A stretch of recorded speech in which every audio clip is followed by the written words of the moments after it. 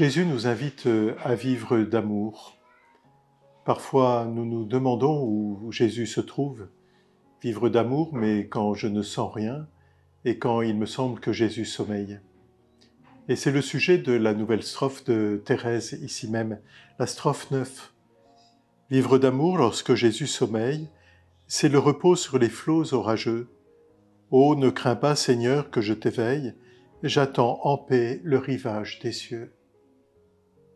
Parfois, nous semblons attendre Jésus.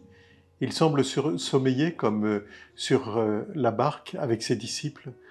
Lorsque la mer gronde et que ceux-ci prennent peur, l'orage gronde et Jésus dort.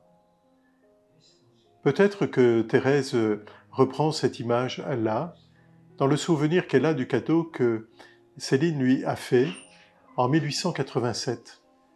Elle lui offre un petit bateau qui s'appelle l'Abandon, qui invite Thérèse à s'abandonner à la volonté de Dieu alors qu'elle pense pouvoir rentrer au Carmel pour Noël. Il lui faut encore attendre. Et son cadeau de Noël est celui-ci, un petit bateau avec cette voile qui dit « Je dors, mais mon cœur veille », la parole du psaume. Thérèse comprend ce chemin d'abandon qui est l'apanage même de l'amour, s'abandonner à la volonté de celui de celle qu'on aime.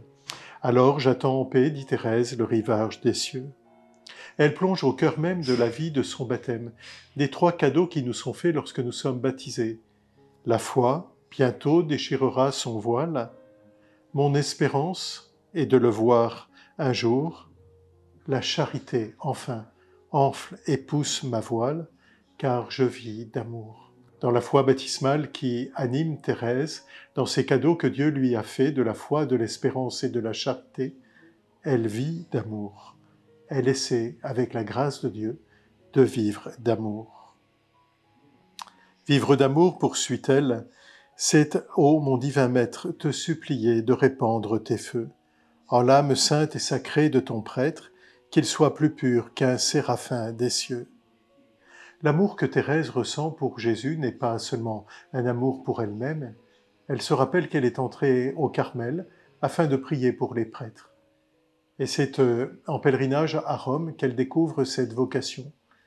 Si de saints prêtres qu'elle a rencontrés sont parfois tièdes, elle se dit que ceux qui sont encore peut-être davantage froids ont 2 fois plus besoin de prière.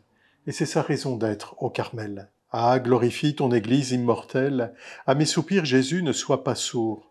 Moi, son enfant, je m'immole pour elle. Je vis d'amour. Et Thérèse ici veut être comme la Madre Thérèse d'Avila, fille de l'Église. C'est toute la fierté et tout l'amour offert de Thérèse, l'amour missionnaire de Thérèse pour la vie de l'Église.